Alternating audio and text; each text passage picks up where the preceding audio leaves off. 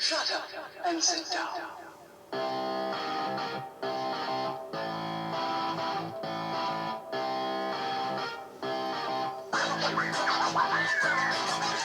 Good evening, everyone! Welcome back once again to Vicious Rants, and of course I am your host, Mr. Main Event himself, the often imitated, never duplicated superstar Tim Vicious, and we are going to go over Elimination Chamber was in Chicago. Now, before we get into the show, folks, much like we always do, we gotta talk about on how we pay these funny little gimmicks called bills. So first things first, want to remind everyone that we are WWE Shop affiliates. So what that means is, if you are listening to the show in the audio version, click the link in the description tab. If you're watching the video, you can click the link in the description tab or scan that QR code right up there on the screen, and it'll take you to WWE Shop through our preferred link, and in thus doing so, you can make whatever purchase your heart desires for whatever item you want, and we here at the Vicious Studios receive a small nominal commission based on that purchase. And folks, these things have been helping out. I don't know if you've noticed, but the video quality has improved. The cameras are better. The audio's better.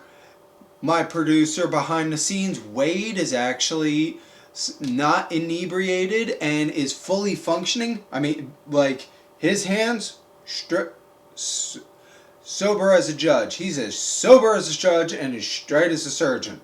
No shakies whatsoever. Cannot stress enough on how great this is for us, folks. Go and do that. Also, folks, we are also affiliates with the Skull Shaver. Now, I am bald. That is not a secret. And I help make sure I stay bald and beautiful thanks to the Pitbull Skull Shaver. Because if it's sleek ergonomic design, it slides right into my hands where I can, and then pop that son of a gun on. Built-in rechargeable lithium-ion battery. Don't take too long to charge at all. And 60 to 90 seconds, that's all it takes. That's all it takes to get your head to look smooth as a baby's butt and looking good.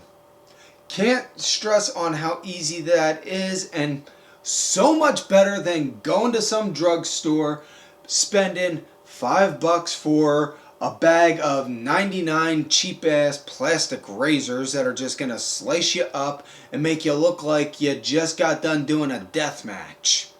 I mean, who wants that? No, guys, you going for the bald look? I'm gonna tell you right now, no girl out there is gonna wanna go and look at you and say, "Damn, that is one sexy bald man," when you look like you're bleeding buckets. And ladies, if you're going for the bald look, I fully empower that. But I will tell you this. No guy out there is going to go and think, "Ooh, damn, that girl's something if she looks like she's bleeding buckets and having her head all busted up like that." Just, no. Use the Skull Shaver. Use our affiliated link in the description tab to get it. And folks, it's not just for the head. You can use it for your arms. You can use it for your legs. You can use it for your chest. And, well, since we are in March and the warm seasons are coming around, you can use it down below too, if you know what I mean. Check them out, and as well as the OG way to help support the show, we all know the old saying, telephone, telegram, tell your best friend to go and watch Vicious Rants. The other way is through Vicious Rants apparel via whatamaneuver.net. Cannot stress enough on how great these shirts are. So soft, so comfortable. I love these shirts so much. We got men's tees, we got women's tees, we got toddler tees, we got tanks, we got baby tees, we got baby onesies. It's a perfect gift for somebody you love, somebody you hate, or if you just want to get a shirt so that way you can give it to a charity and you hold on to your stuff, by all means, go ahead. Not a problem. Whatamaneuver.net. Search for Vicious Rants in there. Now, folks, now that we've gone over all of our shilling, let's get into the show. Elimination Chamber in Chicago, Illinois. And now listen, I will be the first to admit, it was not a, oh my god, this show is so great type show. No. But I'm not going to go out there and say, oh, this sucked. I can't believe they put this on TV, blah, blah, blah, blah, blah, blah, blah, type crap. No. Because here's the thing. Elimination Chamber is in quite possibly one of the worst spots of the year to have a PLE, pay-per-view, whatever you want to call it. It's in freaking February. The show, it is the in-between show from Royal Rumble to WrestleMania. Of course it's going to be ho-hum, humdrum, kind of mid. Duh. You know, it's... Some people just aren't going to understand it. That just, yeah. I will say this. I don't know about anyone else, but for me personally, it kind of felt almost... trying to think the right way to describe it, because I had it in my head. It felt more like I was watching like a house show on TV. It had a house show vibe. Like that. Also, really cool, really excited. Guy that I personally like, Danhausen, made his official WWE debut at Elimination Chamber, and the internet did not take well to it, to which case, much like the song says, shut up, sit down, Papa's about to speak. Y'all always go and complain. Y'all complain, oh, they don't use this guy, they don't use this guy. This guy should be working, this guy should be working, he should be doing this. Well, you know what? Here's the thing. Danhausen, yes, he had a good solid gig with AEW. It didn't go well. His contract expired. He left. Opportunity came up with WWE. He took it. Here's the catch where you got to stop and think. With WWE, much like AEW, it's a contract, which means he's going to be guaranteed to be getting paid. I don't know on how their pay structure is, whether it's weekly, bi-weekly, monthly, whatever. Let's just say for the hell of it, it's every 2 weeks. It's bi-weekly. He's going to get a steady paycheck every 2 weeks. He's going to have merchandise. He's already got merchandise. He's already got a t-shirt.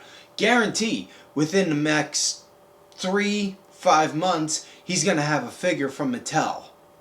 I guarantee also, if not this year, then next year, he's going to be in WWE 2K. He's going to be in the 2K game. And, you know, that kind of stuff, that stuff all adds up on the paycheck. You know? And just, I know I'm sounding like I'm just focusing on a paycheck. And I swear I'm not. I'm making a point on this aspect of he's got a wife. He's got kids. He's looking for a steady pay to help support them. Duh. Now, as far as the wrestling aspect goes, heaven forbid a guy that worked in this company that no longer works there is working in another company and is doing the same exact thing. Because it's not like there's a whole bunch of you little ass nuggets out there that are my age or possibly even older that watched the Monday Night Wars and saw guys flip-flop from WCW to WWF, going from Nitro to Raw, Raw to Nitro, Nitro to Raw, Raw to Nitro, like that. Right? Just get over your fucking shit. And I say this all the time, and this is a lesson Papa Vicious taught me at a very young age. Limit your expectations. I mean, come on. Like I said, it's Elimination Chamber, and it's the show that's in between before WrestleMania. So it's obviously not going to be a 12-star Tokyo Dome spectacular. God forbid, Danhausen came out of a box, and on TV, it looked like the crowd was just like, eh.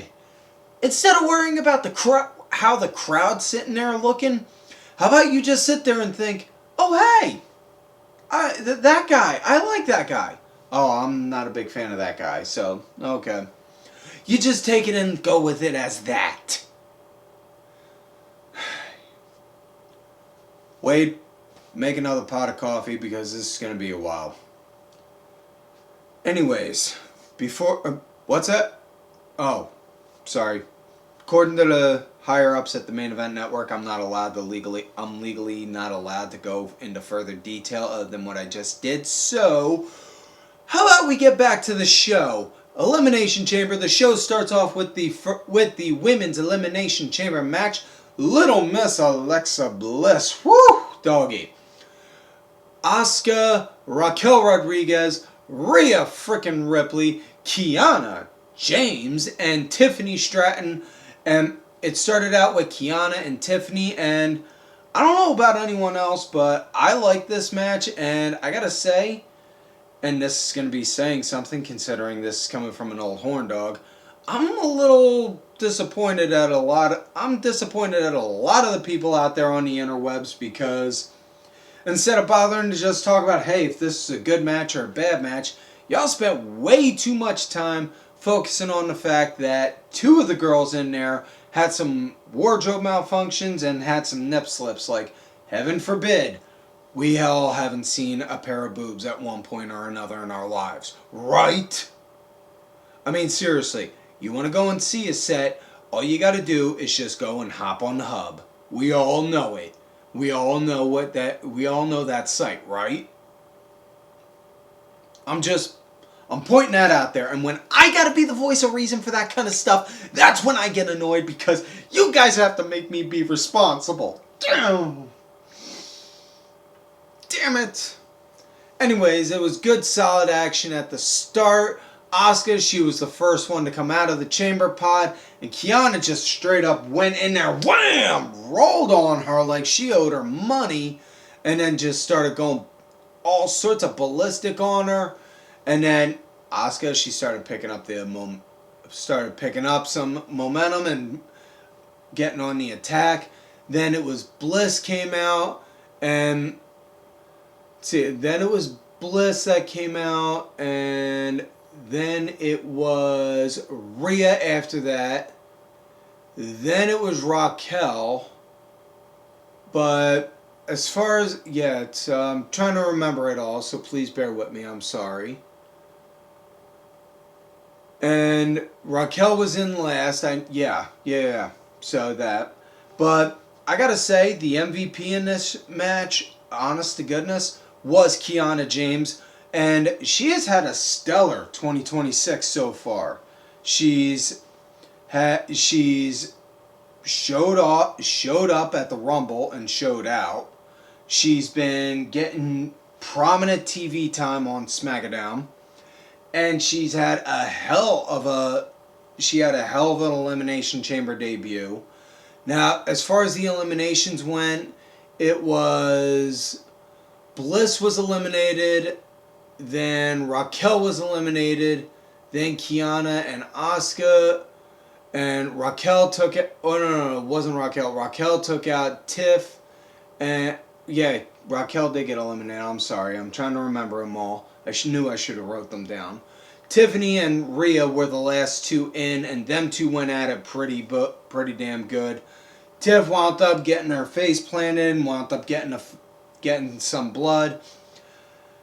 And again, some people are just, it just seems like some people are just mean and just want to shit just for the sake of being mean and want to shit. We're just like, oh, she's got to learn to cover her face more because she keeps on bleeding all the time, blah, blah, blah, blah, blah. But I guarantee if it was a death match in whatever random indie company and somebody wound up getting sliced up and then looked like they were bleeding buckets, it'd just be like, that's hardcore. But God forbid somebody falls, their face drops, hits the mat, and they didn't cover properly. It's, well, that wouldn't have happened over if this match took place in blah, blah, blah, blah, blah. Oh, fuck you. Anyways, Tiff and Rhea put on a damn good match for the final two.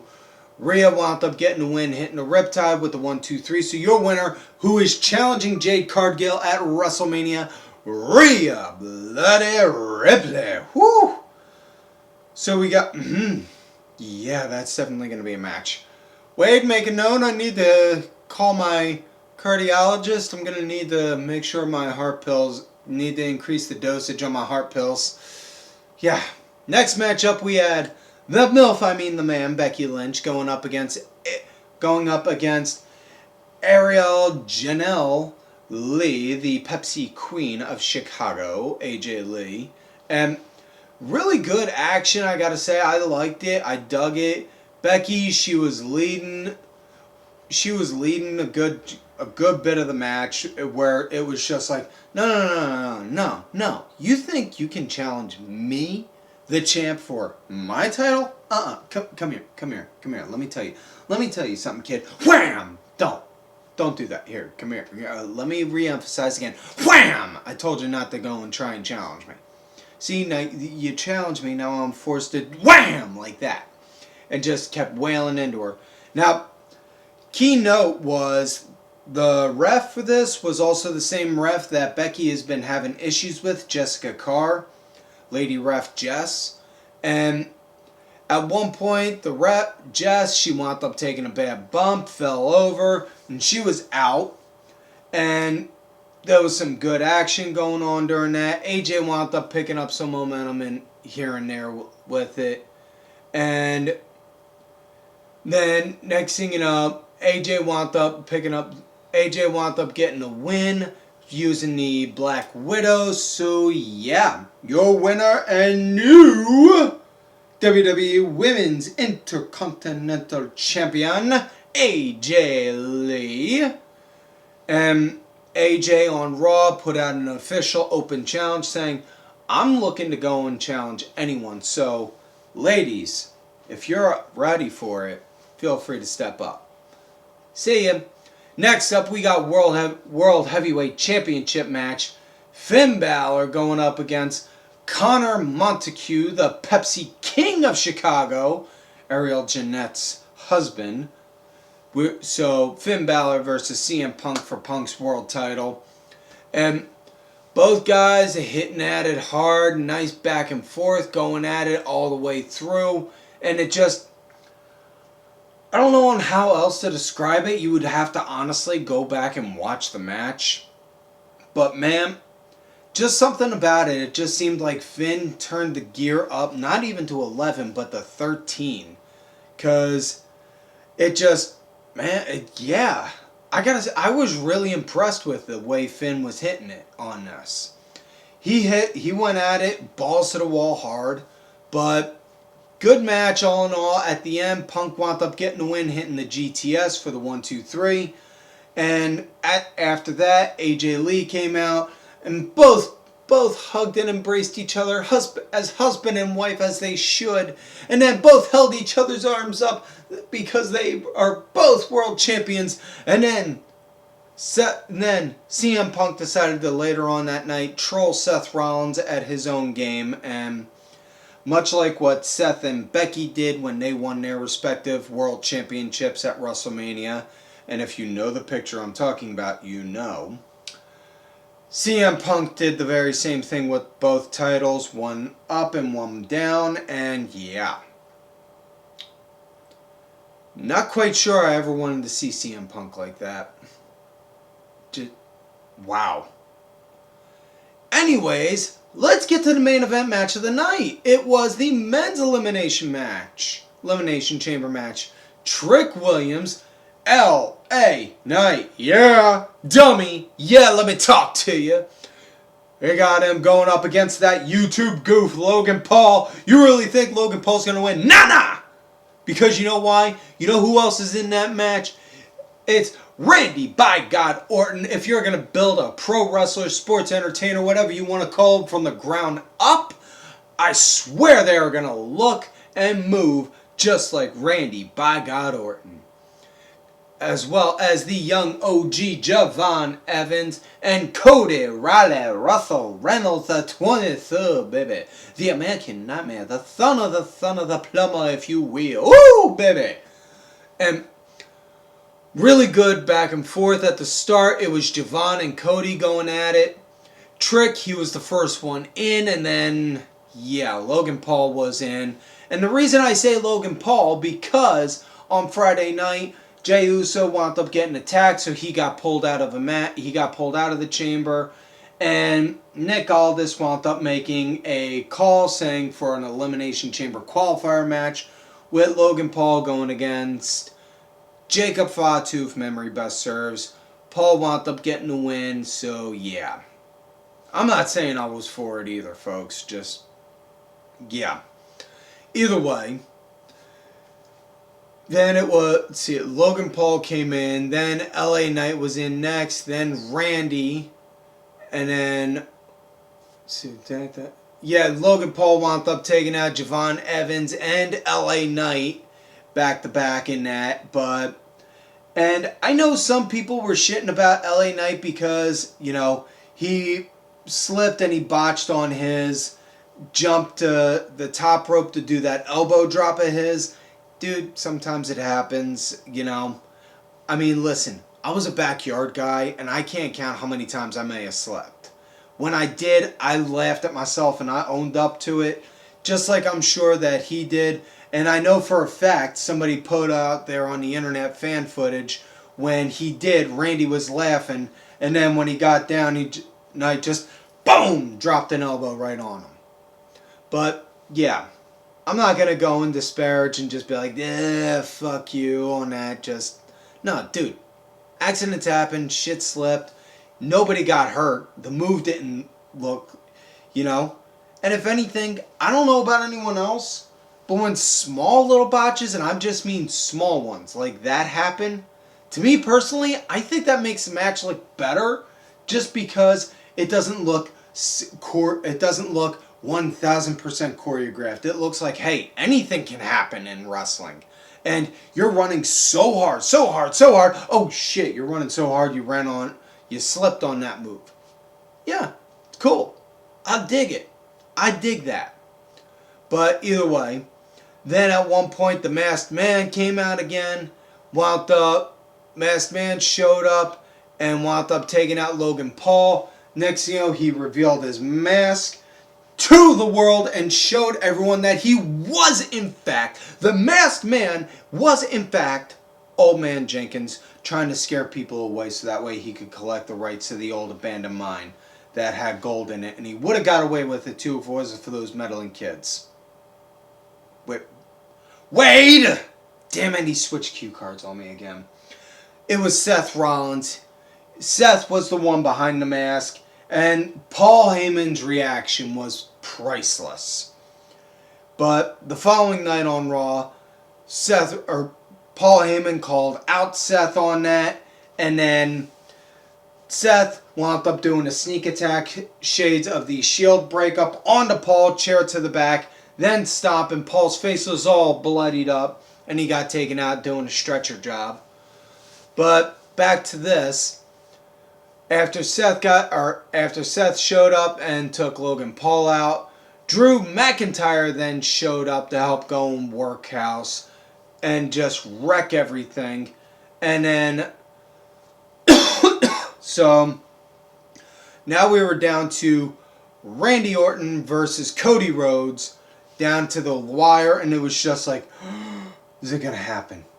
And Randy just wham! RKO out of nowhere for the 1, 2, 3, ding, ding, ding. So your winner and going to challenge for the WWE Championship at WrestleMania, Randy Orton.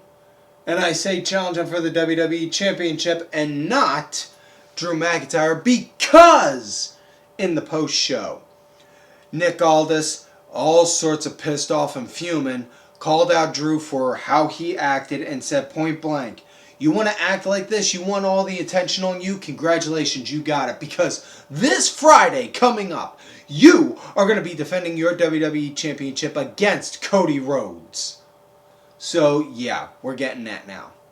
So, it's possible Cody may win for a third time and then challenge Randy for the title.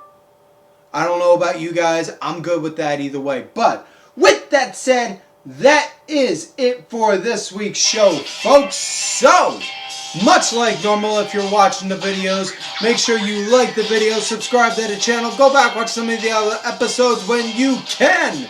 If you're listening to this on audio, please leave us a 5-star review if you feel we've earned it. Share it with your friends. We're trying to build that up as well. Thank you to contributor to the show, LFC Lingerie Fighting Championship. There are a little bit of wrestling, a little bit of MMA, and a whole lot of attractive women wearing a little bit of nothing. Thank you. Also, folks, do not forget to follow these cool-ass cats right on the Twitter, DSB_IV, Main Event _net, the Main Event Wrestling Network account, Sergeant Curry Pants, 3 Count Thursday, D-Dryer1986. Don't forget to look for me out there on the social medias. I am Tim Vicious, 99.999% of the time out there on socials. Tim Vicious is me. And folks, like I always tell you, if you love me, great. And if you hate me, well, Shut up and sit down. fuck yous.